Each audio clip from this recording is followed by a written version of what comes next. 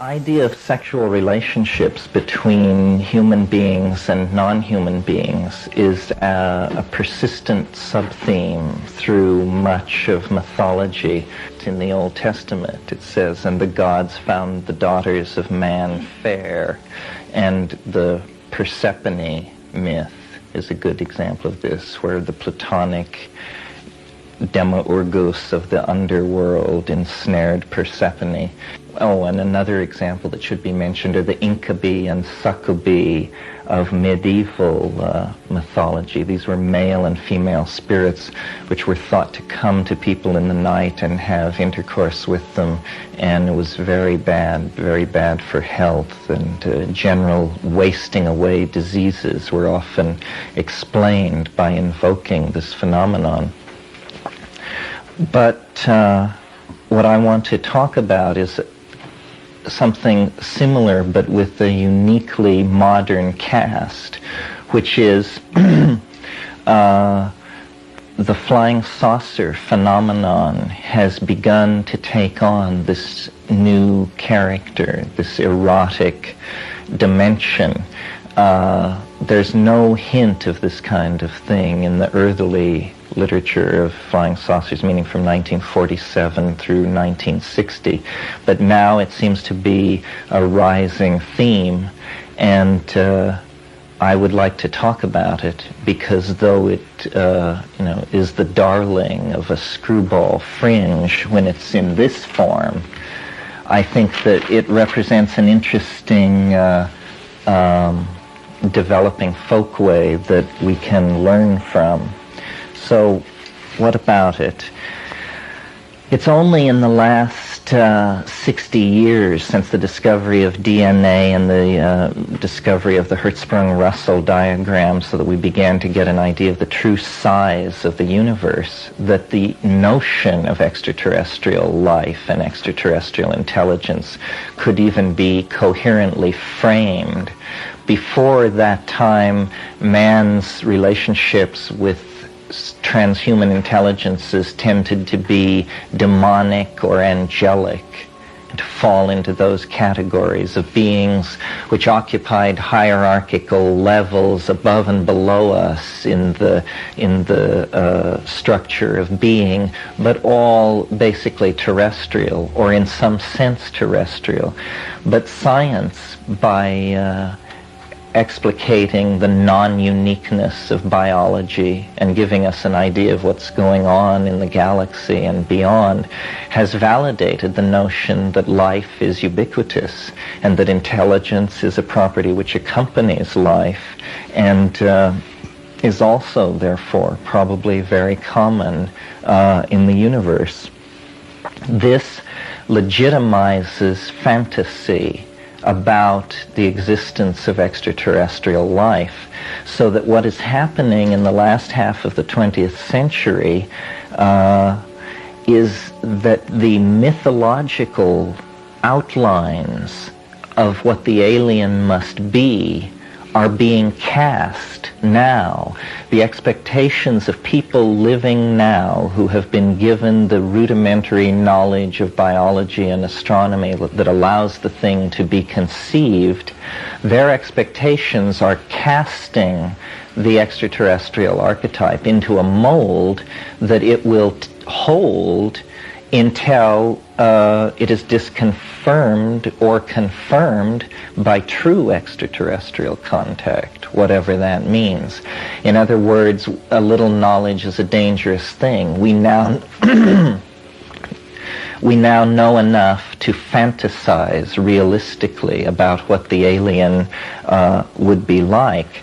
And I think that this then sets up polarities in the collective psyche that previously we have only seen at the level of the individual. And this is why I called the lecture Alien Love, because love is a unique expression of individualism. But what the developing archetype of the other if you will, the extraterrestrial, because for us the away from the earth is the other. What the developing archetype of the other means, and our fascination with it, is that collectively, for the first time, or perhaps for the first time in a long time, we are beginning to yearn. That's what it's all about. And I think that what's happening in religion on a very broad scale is that the previous concerns of salvation and redemption are shifting into the background for the great majority of people. And what is driving religious feeling is a wish for contact, a relationship to the other. And the alien then falls into place in that role. The alien fulfills it. And I believe that if religion survives into the long centuries of the future, this is what will be its compelling concern, an attempt to define a collective relationship with the other that assuages our yearning and our feeling of being cast out, as Heidegger says, cast into matter, alone in the universe. In other words, it's as though by passing into the psychedelic phase, the spacefaring phase, the entire species is passing into adolescence and becoming aware of the possibility of something like a sexual completion with an other, with a species which is not human, an idea which had previously been masked for us in our collective prepubescence, where we were self-absorbed. Freudians call it polymorphically perverse, meaning occupied in the exploration of the ego and the body. And so this culture crisis, which I've talked about in many different ways, but never this way, has this dimension too. It has this psychological, erotic drive for a connection with the other. And to sum up what I've said about religion, it's as though the Father-God notion were being replaced by the pure alien notion. And the pure alien is like the tetramorph. It is, androgynous, hermaphroditic, transhuman. It is all these things which the unconscious chooses to project upon it until we have more information to define what it might actually be for itself, you see. Eventually, this contact will occur, and this is, we are now in the pubescent stage of forming the yearning, forming an image of the thing desired. And this image of the thing desired will eventually cause that thing to come to be. In other words, man's cultural direction is being touched by this notion of alien love. And it comes, I think, through the rebirth of the use of plant hallucinogens, because they seem to be the carriers of this pervasive intellecti which speaks and which can present itself in this particular way. The appetite for this fusion is what is propelling the energy toward an apocalyptic transformation.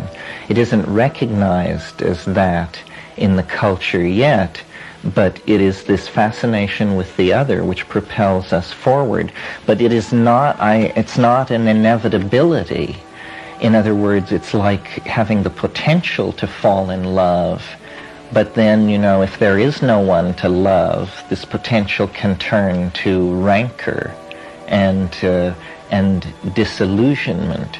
So what it is that we've embarked on the exploration of a unique historical moment, which is that for the first time, the issue of the other is being fully constellated and dealt with by the species. The question is being asked, are we alone?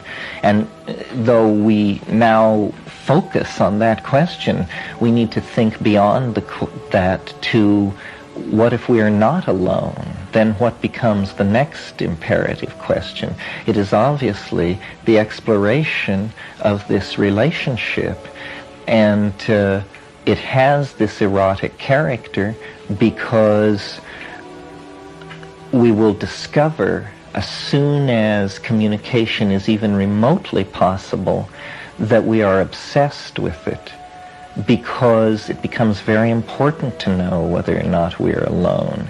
It becomes very important to open a dialogue, if any dialogue is possible. And I think that at this stage in what's happening, the facts are secondary to the description of what's going on. In other words, this could slip away from us. It is a potential which has swum near to the historical continuum, and if it is invoked by enough people, it will become a fact. But it could also slip away. We could harden. There are fascist, hyper-techno futures that we could sail toward and realize that would eliminate this possibility of opening to the other. And I'm always trying to define for myself what the historical importance of psychedelics is, because we know, of course, that shamans have used these things for millennia and have plumbed these depths as individuals. But still, I always had this intuition that there was a historical impact of some sort, and I think this is it.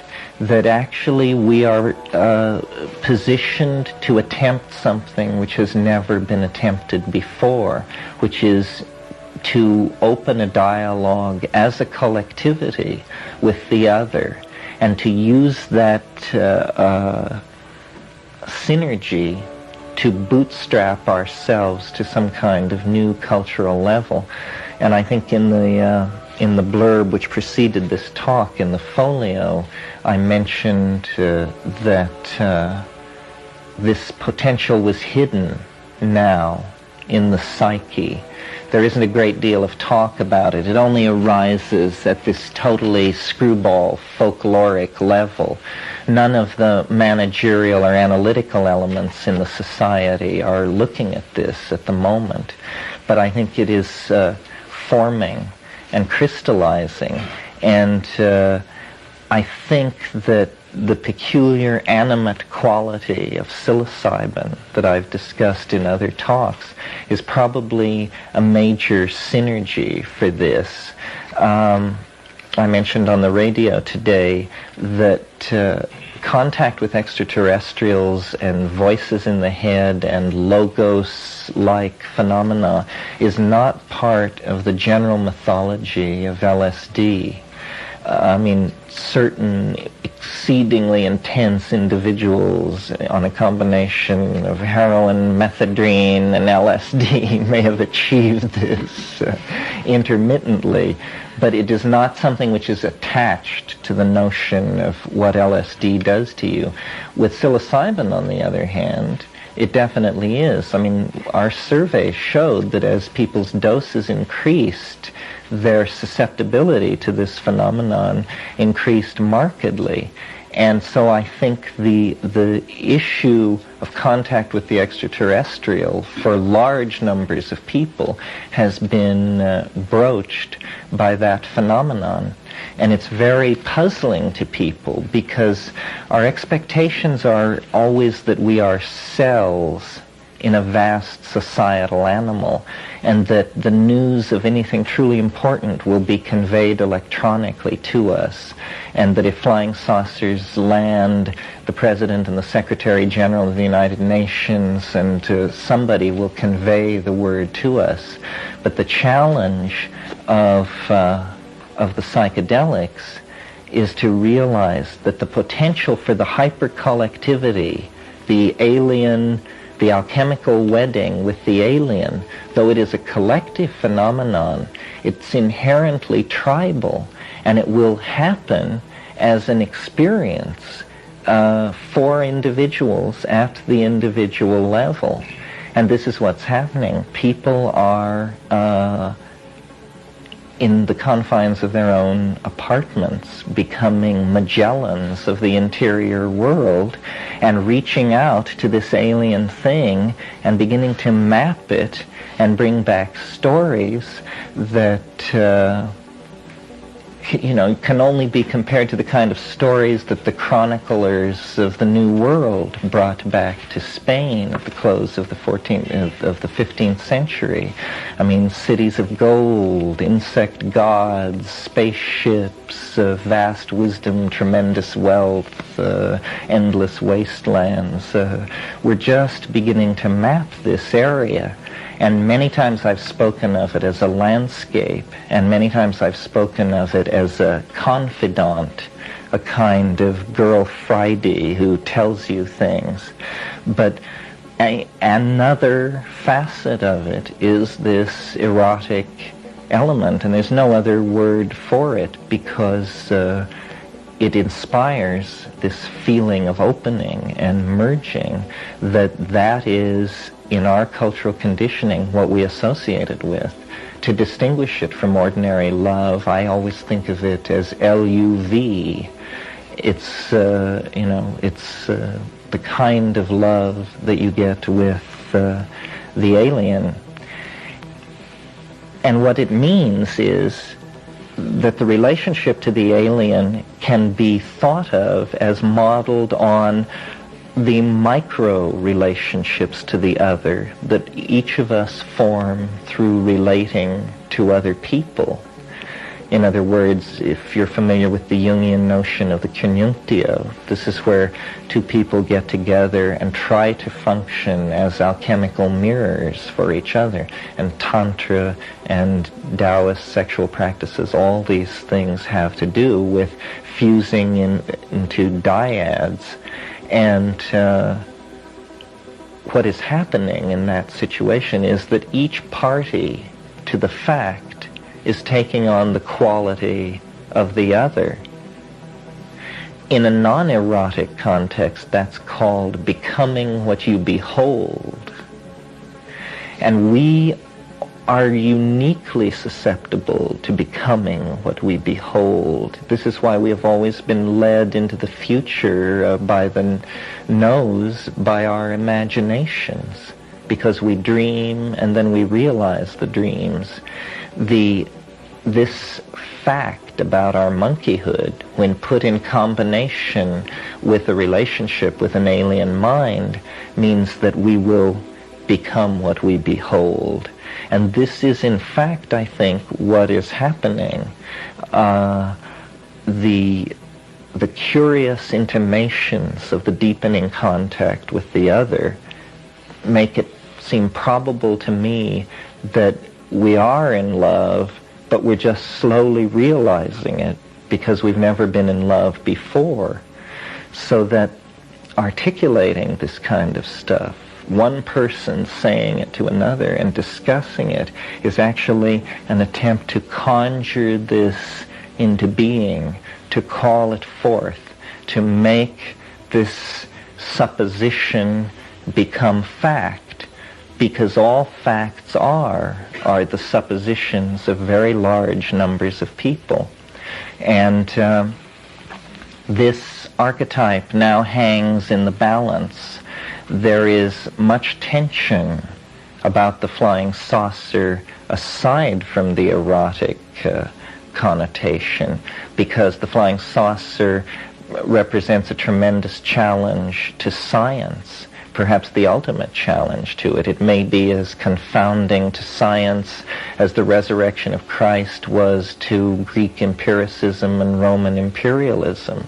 In other words, the flying saucer is definitely an agent of cultural change. On the level of the machine, it bids distress for our most cherished explanatory schema. But on the level of the alien as flesh, it presents a much more basic and fundamental challenge, because the erotic complex is being redefined by this phenomenon. I was talking to someone and we came up with the idea that we were talking about how many people take LSD and how it's very difficult to get precise numbers on this matter because people don't talk about it. But that in the last 15 years, sexual researchers have had a field day because people are very, very willing to discuss their bizarre sexual peculiarities and to just pour out their hearts to people with clipboards. And we know now a great deal about human sexuality. And we were suggesting that the taboo is moving. The taboo is moving, so that as we become more sexually polymorphic and open with each other, and less identifying our ego with our sexuality, we become very private and constrained and secretive and religious and all these things about our psychic experiences, the drug experiences particularly. And he was suggesting this to me as an explanation for why it is so hard to get people to describe their drug experiences, why the literature is so barren of any richness of description when the experience is, the culmination of richness and intricacy and beauty. And though I don't take this idea as gospel, I think it's very interesting. We are much more open with each other sexually, and in our process of examining our libidinal consciences in the confines of our own minds. But the taboo now has moved to this interior world where we have this adolescent sensitivity about this developing relationship to the other. Now, all these things are elements which are going together to make the emerging human future. And it is a human future that is proceeding exponentially. It is not a mere linear propagation of the present, because these peculiar factors are impinging on it. Things like psychedelic drugs, the ability to erect large structures in deep space, the presence of the alien logos in the mind of the collectivity, the presence of the cybernetic network that is developing. All these things are going toward a release of man into his imagination. And so far, the cultural engineers have not stressed enough that the erotic element be included in the engineering of the human future. Eric Jansch was a good friend of mine, and many of you may know his books. He and I used to argue about space colonies and whether this was a viable way to go. And he sensed this problem by saying to me, "But Terence, where will they get nature spirits? How will they induce nature spirits to inhabit the space colonies?" Well, another way of saying it, a way that brings it much more close to home, is how can Eros be invoked in space and carried with us and expanded? I tried to do my part to help this process along by spreading the rumor that the Soviet lady cosmonauts sustained 5 40-minute orgasms in weightlessness, and that they were sitting on this information because they didn't want to panic. But maybe it's true. I'll say it's true. It's true. When the monkeys find out what sex in zero gravity is like, I won't have to make hard pitches like this one.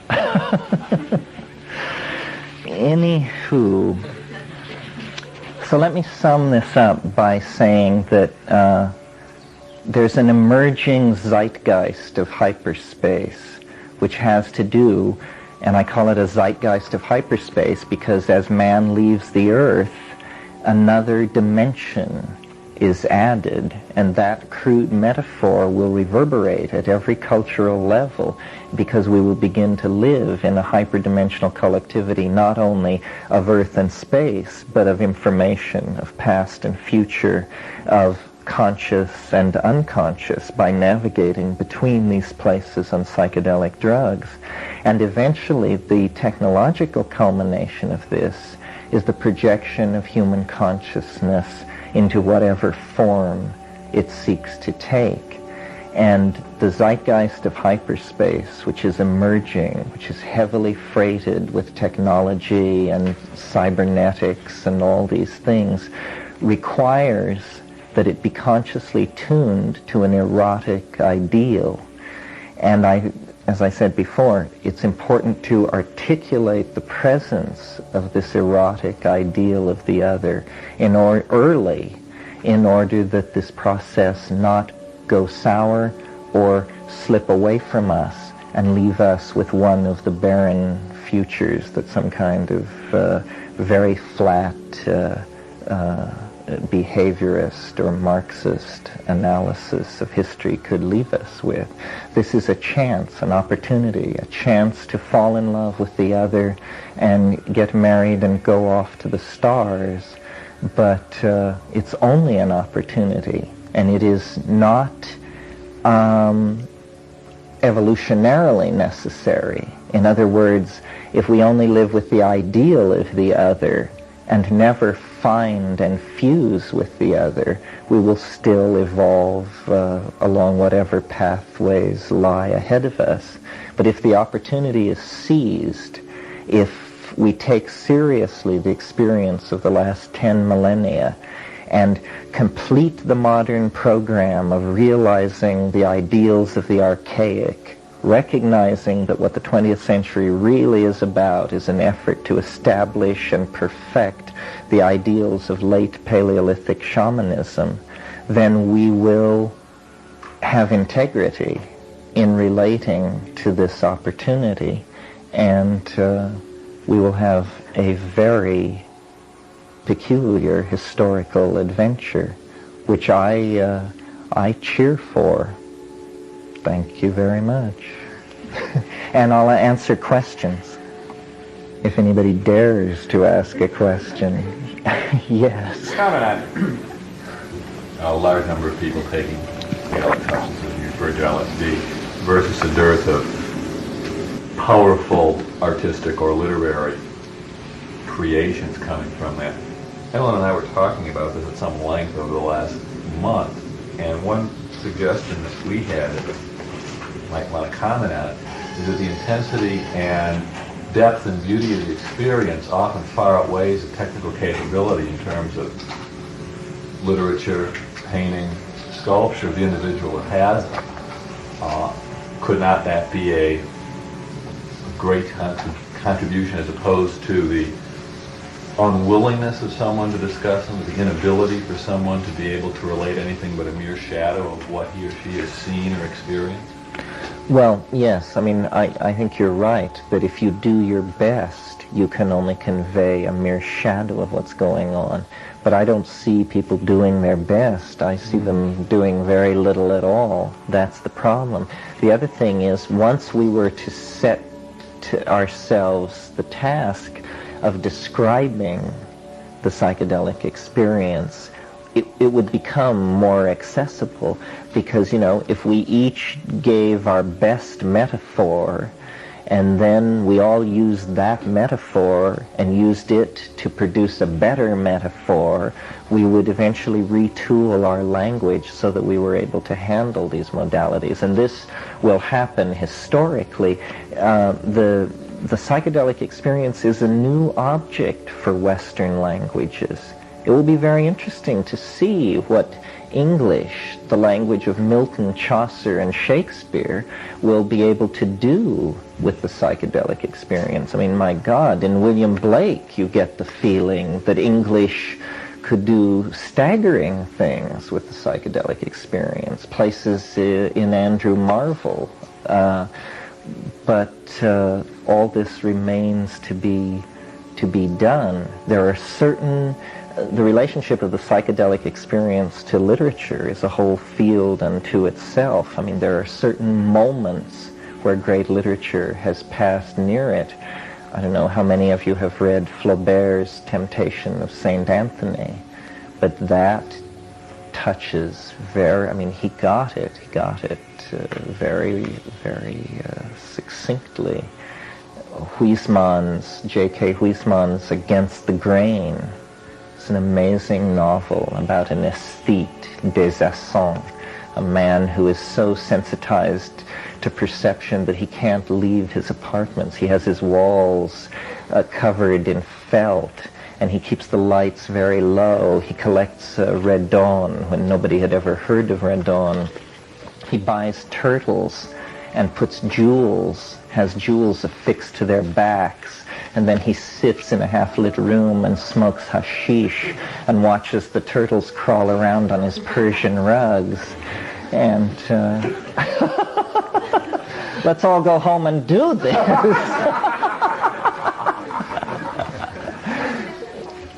It's called Against the Grain by J.K. Huysmans. Oh, if you've never read Huysmans, Huysmans, he's Against Nature.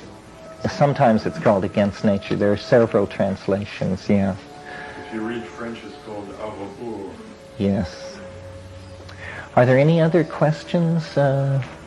Surely you're challenged by this. Yes. I'm curious about it in entering the world or letting in more of the world of the imagination. If the chemical induction is so necessary, I've been growing for vision through dream work myself, and it seems like it's possible, or in sleep, we see a lot of things in time formed, and that there's kind of a slow movement where that seems synchronous with life, or that I can almost feel like that while awake, or hear it, or have it go on in my mind and be guided. And I wondered about if I'm connecting with you. Well, I think, yes, I think dreaming and states of psychedelic intoxication, possibly the after-death state, possibly the post-apocalypse state for the collectivity, all these things are related to each other, and certainly dreaming is the natural access point because it's a part of your experience every day. But these places are what's called state-bounded. It's very hard to bring back information. You have to have a natural inclination or a technique, and it doesn't matter whether you're using drugs or yoga or dream manipulation. But yes, it's just a matter of exploring the mind by whatever means work. But I've seen studies which show that in the deepest part of sleep is the high point of the production of endogenous hallucinogens in the human brain, like DMT and that sort of thing. And nevertheless, it's only in the wildest dreams, which are necessarily the most difficult to recover, that you pass into places which are like these DMT and psilocybin intoxications. Yoga makes the claim that it can deliver you into these spaces. I spent some time looking into that, not a lot of time, but people have different proclivities for these altered states of consciousness.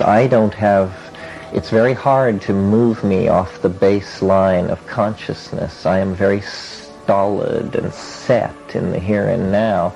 And so drugs work better than anything for me.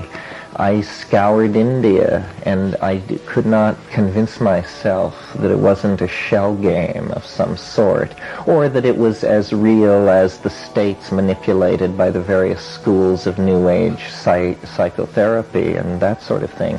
But in the Amazon, and in other places where the use of plant hallucinogens is understood and used, I mean, you are conveyed into worlds that are appallingly different from ordinary reality and extremely vivid. The vividness of them cannot be stressed enough.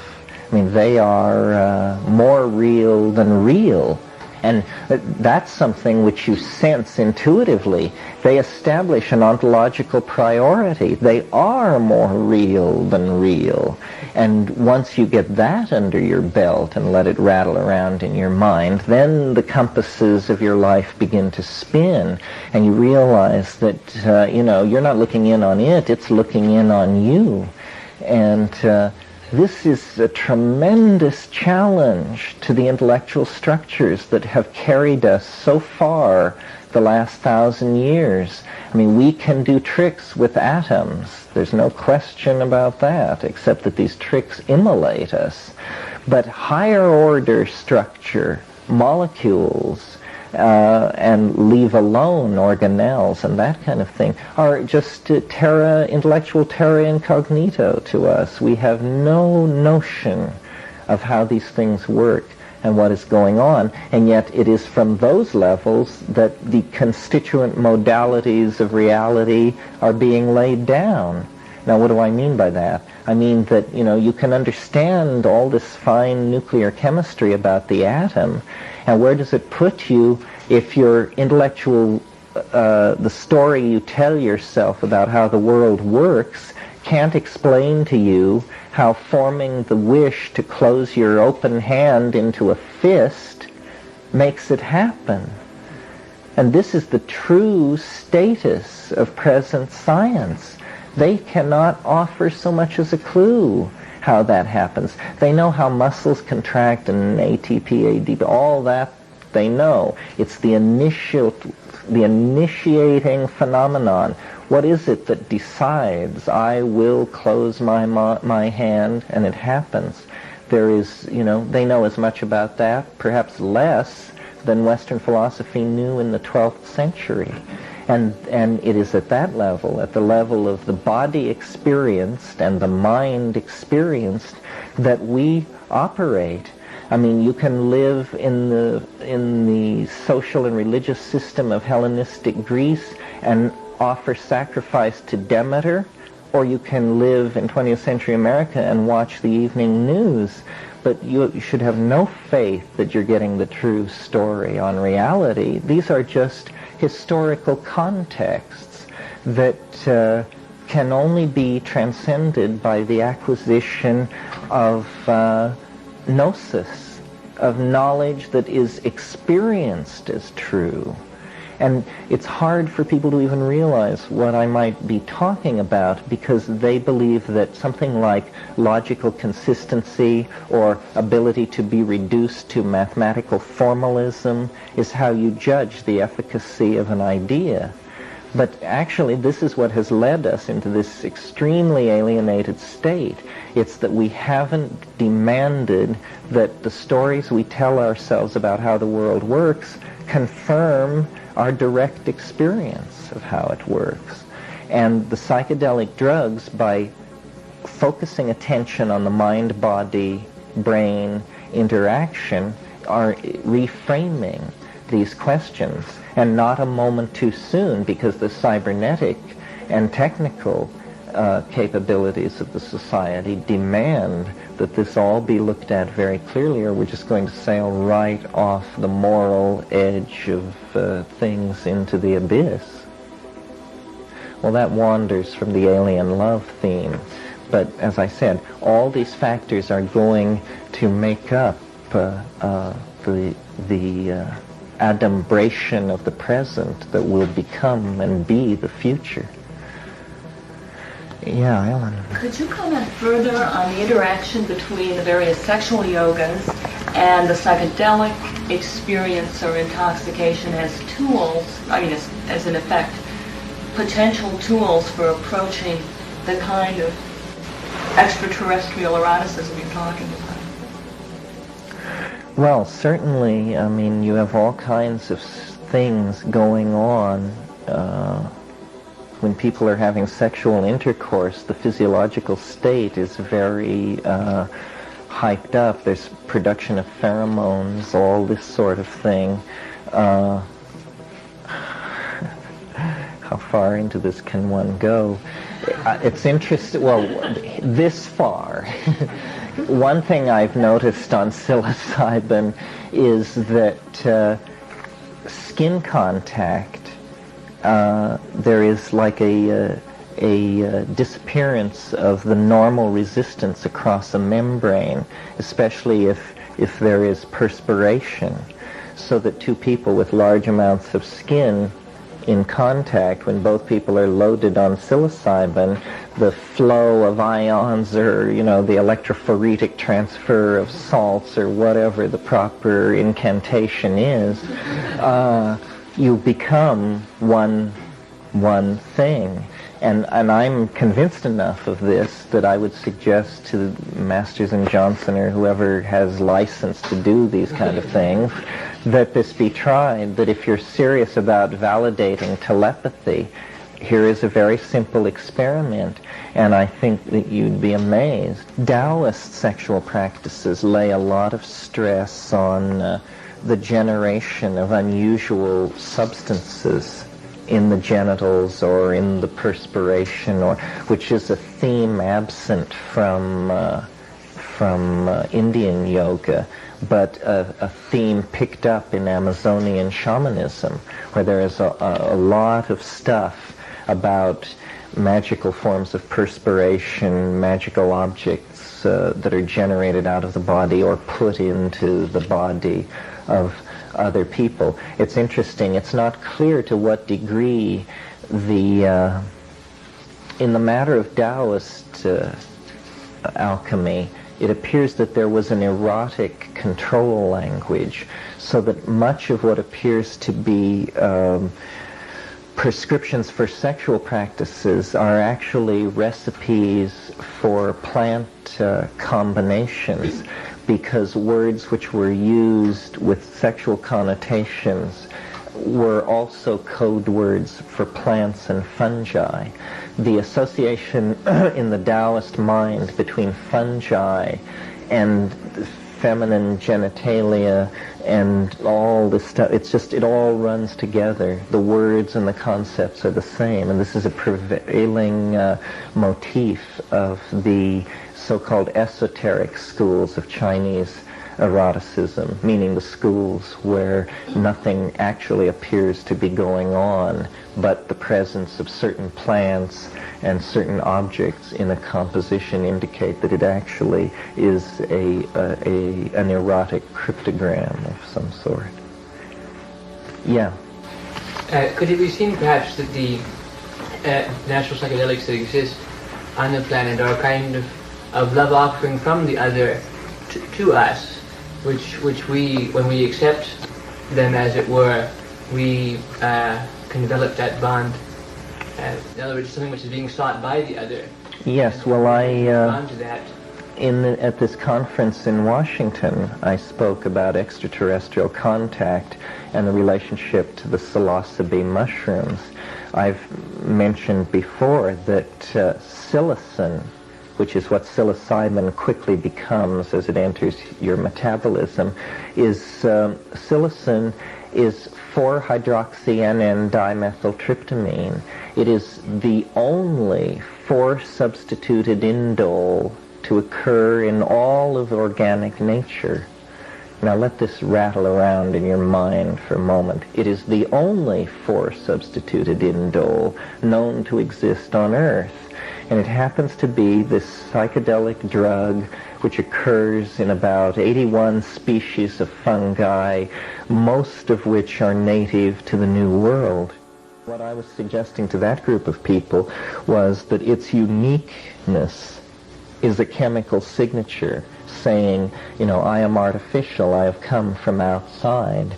And I was suggesting that it was a gene, an artificial gene, carried perhaps by a space-borne virus or something which had been brought artificially to this planet, and that this gene had insinuated itself into the genome of these mushrooms.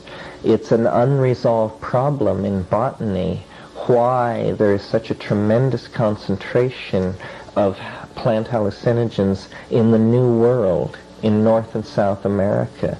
Africa, which is the continent where man is generally thought to have arisen and gone through his formative cultural development, is the poorest of all continents in hallucinogens.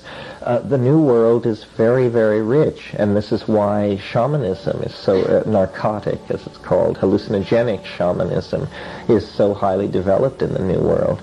So yes, it seems to me that the fact that the gene, or that the psilocybin compound is chemically unique, the fact that it induces this logos-like experience, makes me at least entertain the possibility that this is an extraterrestrial contact, that extraterrestrial contact as we have previously conceived it, which is that someone from far away would come in ships and get in touch with us. It doesn't work like that. What it is that as human history goes forward, we develop the linguistic discrimination to be able to recognize the extraterrestrials that are already insinuated into the planetary environment around us, some of which may have been here millions and millions of years. In other words, space is not an impermeable barrier to life, but there is slow seepage, there is genetic material that is transferred across space and time over vast distances. And operationally, I deal with the mushroom that way. It may well be an adumbration or some slice of the human collectivity, but since it presents itself as the other, I treat it as the other, and I treat with it as the other. And sometimes, as I said, it's my colleague, and sometimes it's my Jewish godfather, and sometimes it is my what Jung called the Sora Mystica, or what my brother Dennis called the Sora Mistress. It is, has this erotic connotation to it. But this is all part of the picture, and it all has to do with changing our preconceptions of things, so that an idea such as that a mushroom could be an intelligent extraterrestrial, which is preposterous by one point of view, can be seen to move from possible to highly probable by simply shifting your language around. And the evidence has been left untouched. The evidence is equally friendly to either point of view because the evidence is so personal. Science is totally impersonal. The empirical evidence that the mushroom is an extraterrestrial is zilch. But the subjective experience of those who have formed a relationship with it is overwhelmingly slanted in the other direction. And this is, here we have then ideas in competition, the evolution of points of view through time. And that's why I say the opportunity should not be missed to open a cultural dialogue about this phenomenon with ourselves, among ourselves, and with the thing itself. It's a unique opportunity. Yes? I want to ask you to speculate just for a minute. I never speculate. Just try. Given that we're led by our imaginations into the future, and that facts are indeed suppositions that are agreed on by a large group of people, how many people do you suppose it would take to agree on these facts, and what sort of rituals or ceremonies would be required to align everybody's thinking to agree on specific elements of the invisible landscape to the point where it would be possible to retool the language to accommodate the new visions and to take advantage of this opportunity to perfect the Paleolithic ideals of shamanism? Well, I don't know. Maybe there's a critical 5% or something like that. I mean, political revolutions, they say, are made by 10%. I think the change, what I put it down to, is the emanation of these psilocybe mushrooms throughout society. That, you know, in the last 8 years, we have undergone a second Neolithic revolution. The first Neolithic revolution was the invention of agriculture. The second Neolithic revolution was the invention of home fungus cultivation. And suddenly, you know, 20 or 30 species of psilocybin-containing mushrooms, which were previously rarely met forest endemics, or the coprophytic kinds of mushrooms, the ones which grew on the dung of cattle, these things which, all of which had restricted endemic zones of occupation, have become ubiquitous. Stropharia cubensis, the most ubiquitous in the natural state, was before the invention of human cultivation a rare tropical mushroom. Now it grows from Nome to Tierra del Fuego in every attic, basement, and garage around. And the strategy by which the mushroom conquers society is exactly the same strategy by which the mycelium spreads across a petri dish. It just moves out in all directions. And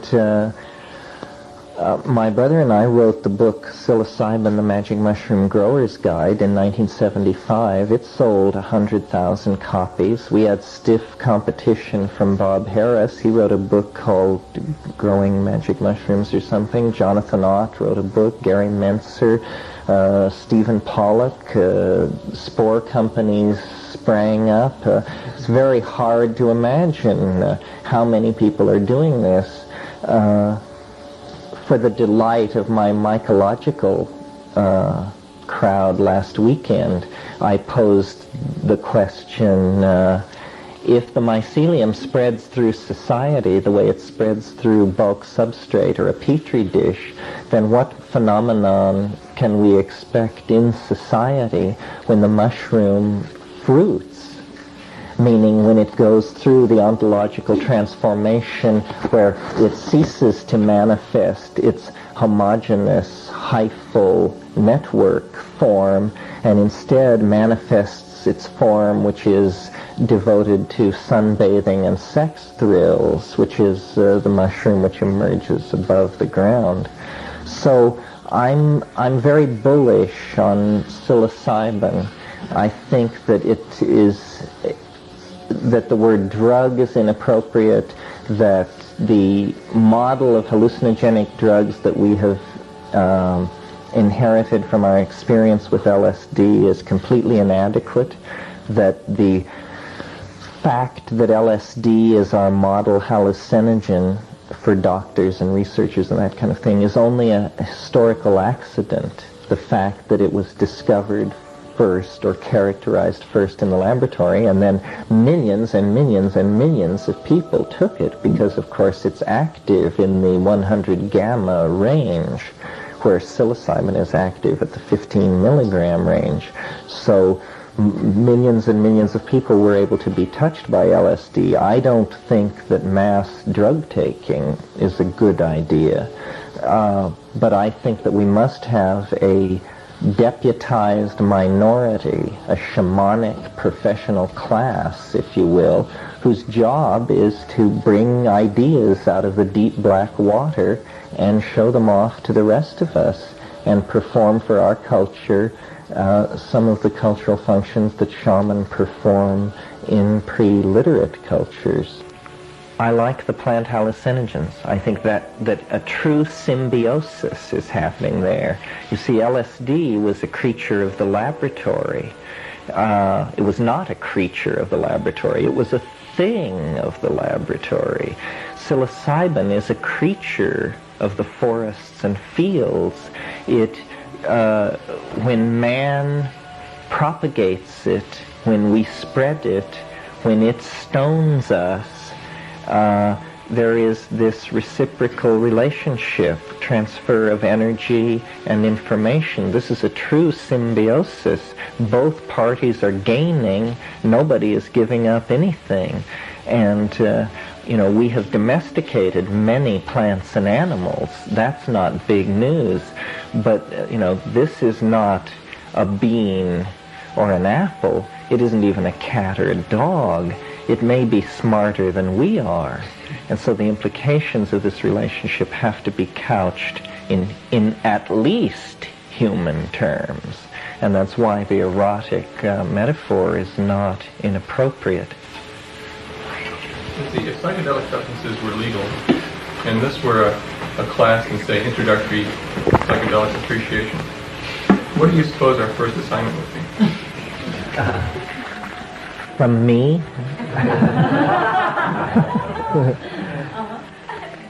Well, I guess I would have you plant some seeds and read some history. And when you had read the history and grown the seeds, and I don't know what they would be morning glories or the spores of mushrooms or something, when you had assimilated the history and cared for the plant and brought it to its fullest self-expression of fruitful production of alkaloids, why then you would be at the threshold of your career and I would adjourn the class. But not to be facetious or to follow up that point, history is very important to doing well in the psychedelic experience, at least psilocybin, because it shows you movies of history. It sees us as historical creatures. It has this above everything kind of point of view where it isn't dealing with you in the slice of the moment. It's dealing with the phenomenon of the monkeys over the last millennium. And that's how it sees us. And you can assimilate some of its viewpoint by having a real feeling for, the ancestors, all the people who are dead, the people who went before. I mean, it's really a long, strange trip it's been, I mean, from the cave paintings at Altamira to the doorway of the starship. And now we stand on that threshold, hand in hand with this strange new partner, not expected.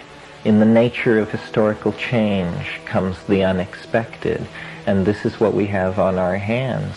The problem of the other, the need for the other, the presence of the other, the nature of the other.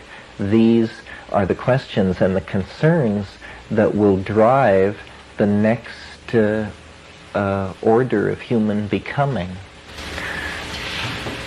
You don't preclude at all the possibility that the yearning for the other is just really the yearning for the self, that the other really is an undisclosed self, that the erotic urge is united. No, I don't. In fact, I said at the beginning, the nature of the archetype is being set now in the light of scientific knowledge about how it's possible that there is other intelligence in the universe. And it's a combination of our need for connection and science giving its blessing to this form of expressing that need that is creating the phenomenon of the potential for alien love. But you see, we don't know what the self is. I mean, if you take seriously Buddhism, which says that everything is Bodhi mind, well then that means that there could be extraterrestrials, and if it's true that everything is Bodhi mind, they are an aspect of the self. The word self is as great a mystery as the word other. There's just a polarity between two mysteries. And then, the thin myths that are spun to hold you there without freaking out. The myths of science and religion and the horoscopes and the shamanizing, all these things. But a polarity between the mystery of the self and the mystery of the other. And a mystery is not to be confused with an unsolved problem. A mystery is by its nature mysterious. It will not collapse into solution. And we're unfamiliar with that kind of thing. We think that if there's a mystery, well, you just hire a bunch of people, whatever kind of people, and they get it straightened out and issue a report, and that's that. But this only works for trivia. And what's important, our hearts, our souls, our hopes, our expectations are completely mysterious to us. And so how must they appear then to the other, if it truly is other? So we need to cultivate a sense of mystery. The mystery is not only in the other, it is in us. And this reverberates again with what I said about how we become what we behold. History is turning suddenly mysterious here in the post-quantum physics, post-modern phase. This was not expected. The 19th century, the early 20th century, they didn't realize this is what they were pointed into. Although some people, the pataphysicians, the surrealists, they saw what was coming. But here we are. Yeah. The discussion earlier of how the mushroom was likely seeded from afar reminded me of directed panspermia, the idea that life itself was seeded. Yeah, both sent down here together. I should have mentioned that theory because it's the best support I have for the idea I was putting forth. What's being mentioned is a theory, the panspermia theory, which was formulated by Cyril Poonnampurama and Crick, who was the discoverer with James Watson, Francis Crick, of DNA. And they are proposing a much more radical theory than what I put forth, at least in terms of relative to biology. They're saying that prebiotic molecules arise in the greatest numbers in deep space, not on the surfaces of planets. That planets are only secondarily and at a late stage in the development of complex polymers and prebiotic compounds do the surfaces of planets become where the action is. I am not saying that. What I'm harking back to is, I'm sure you all know the old adage that we each are made of stars, that the atoms in your body were once cooked in the hearts of stars. This is true, but a unremarked accompanying necessity of that fact would be that there must therefore be some atoms in your body which were not cooked in the hearts of stars, but which were part of the planets which circled around those stars before they exploded. My point being that not all of this material that is circulated in the galaxy has been through something as violent as nuclear burning at the heart of a star. When stars go nova, their planets are blown to pieces, and biotic material that has evolved on those planets is injected into the general cosmic soup of circulating material. And that is more my idea of what the spore strategy may have originally been about. It was forms of life which evolved in very harsh environments where a spore could survive but seeds, for instance, couldn't. And we were talking at this mushroom conference this weekend about how if you have some mushroom spores and you want to preserve them, the way you do it is you create an atmosphere as much like that of deep space as possible. Ideal is total vacuum at minus 60 degrees centigrade. And then they'll last virtually forever. At any lower temperature, they will slowly degrade.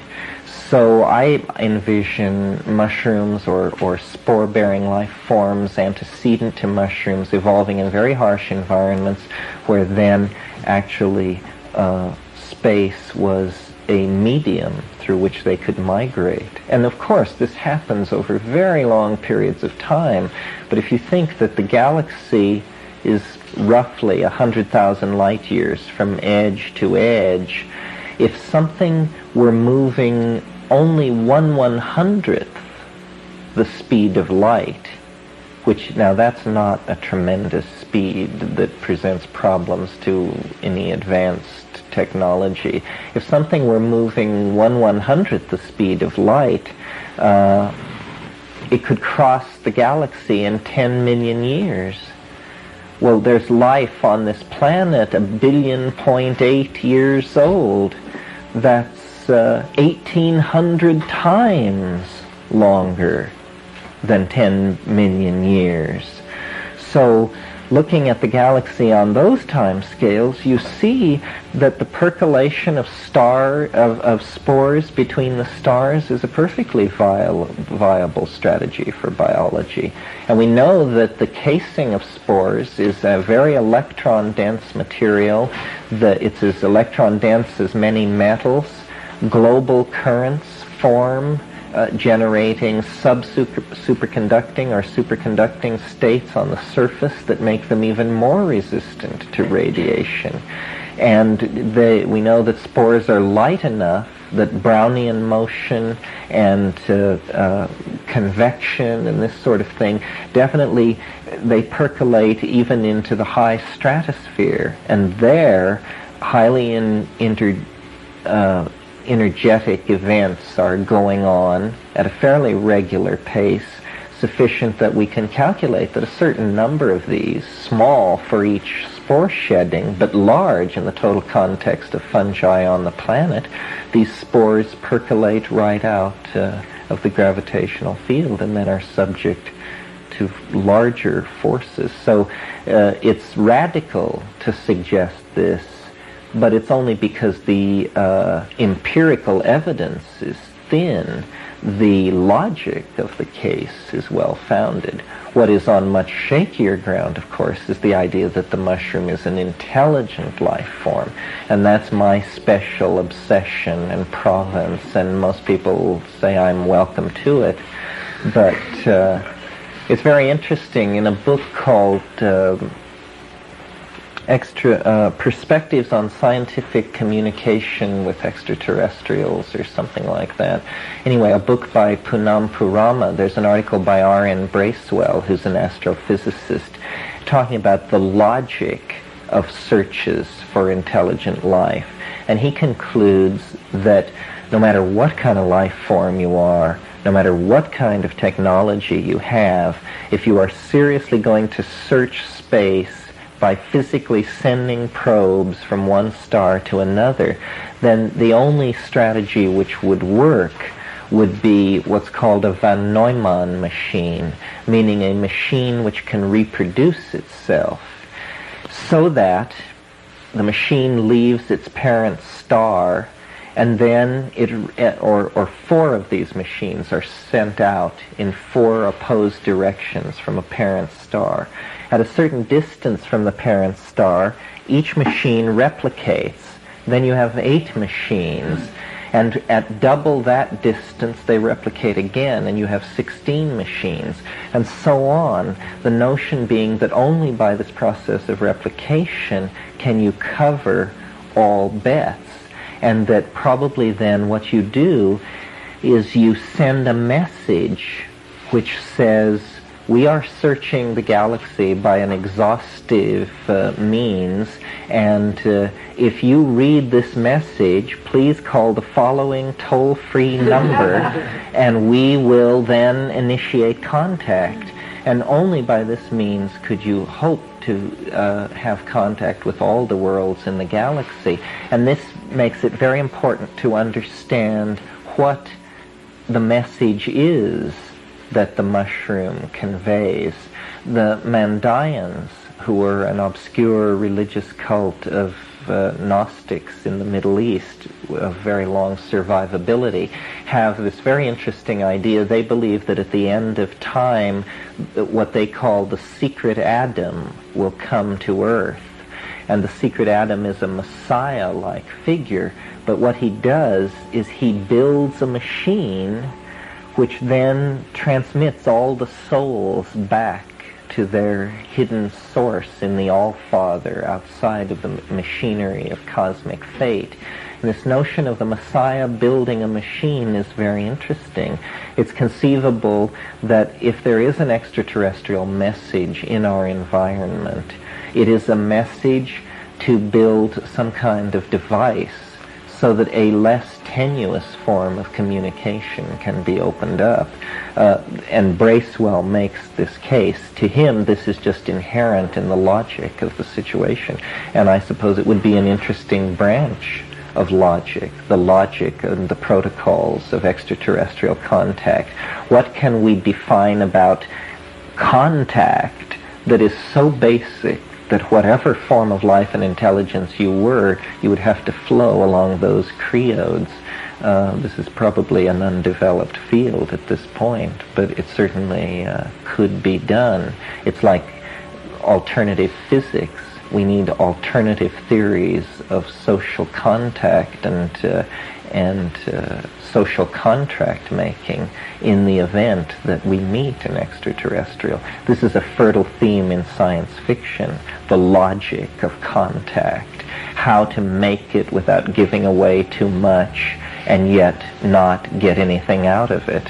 It's poker, but the stakes are very high. We're talking about the survivability, viability, and evolutionary fates of species, if not entire planets. Yeah, you talked about the collapse of the distinction between inner and outer space. Right. And how would you go into that more? Well, the distinction of inner and outer space is rooted in association of the self with the body. And I think as the self moves out into the ocean of electronic consciousness, and also as we explore the erotic dimensions with the other that I've indicated tonight, this identification between self and body will become secondary in a way that identification between king and self has become rather secondary over the last 5,000 years. I mean, we don't even have a king. We seem to manage without one. It's conceivable we could manage without a body as well. These are just ways that loyalty is transferred toward forms of cultural concrescence validated by local languages. Anything else? Yes. It seems that you talk as if humanity's on like a threshold of a new age, and that maybe through contact the aliens will help us like cross this threshold. Maybe you might want to elaborate more. Well, I definitely think we're on that there is a process that has been long underway, that has been gaining momentum since its very beginning. It's the process which formed the planet, which called life out of the ocean, which called higher animals out of lower animals, which called humanity out of the primates, and which called history out of tribal, sacral, timeless existence. And what it is leading toward is some kind of apocalyptic, transformative flowing together of everything that is beyond our language system. It's the umbilicus of being. It's where it's all tied together, and therefore it's very hard to describe it.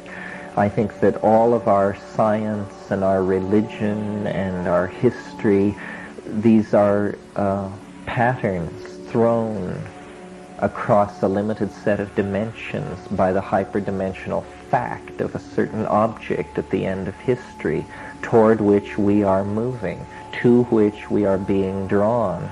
I think that most things about man are mysterious, and that what is happening to us is mysterious. the sudden explosive development of the neocortex is entirely out of context with what we know about the rates of evolution that go on in other species and previously went on in the primates.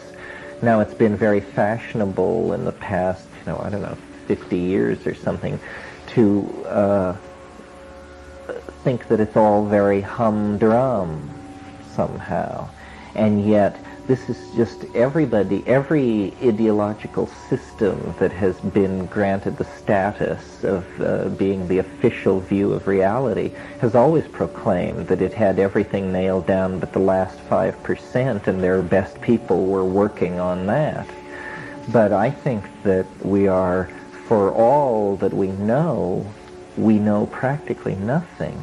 And that though I am not in any sense of not in any sense, but in most senses I am not religious, I think that religious thinking about the transformation of the world is more on the right track than the notion that the laws of physics will always be what they are, the laws of biology will always be what they are, and we're all just going to go along and things are going to get worse and worse or better and better, but that there are no surprises.